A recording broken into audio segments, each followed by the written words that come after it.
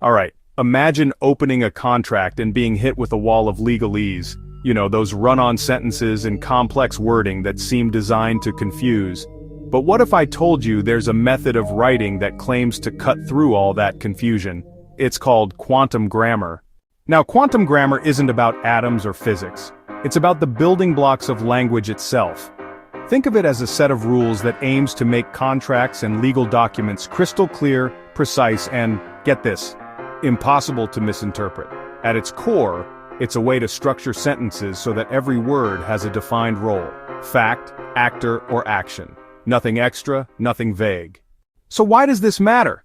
In law, the wording of a contract can be everything. A single misplaced word or comma could cost millions, or even send someone to jail.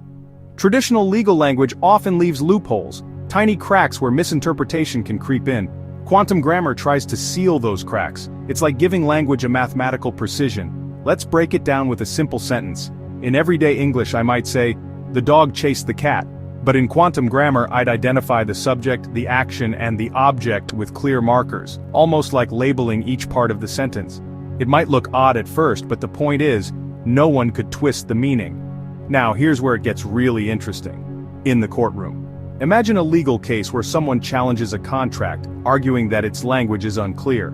If the contract was written in quantum grammar, every term, every action, every responsibility would be locked down with precision. There was a real case where a business dispute hinged on the meaning of a single phrase. Because the agreement used quantum grammar, the judge could easily see who was responsible for what. No loopholes, no ambiguity. The decision was swift and both parties had to agree that the language was, well, undeniable. So, quantum grammar isn't mainstream yet. There's debate about its adoption, and some critics say it's too rigid for everyday use. But its core idea, making language exact, has already influenced how some lawyers and document drafters work today. At the end of the day, quantum grammar is about stripping language down to its essence. No fluff, no confusion, just pure meaning. And in a world where every word counts, that's something worth thinking about.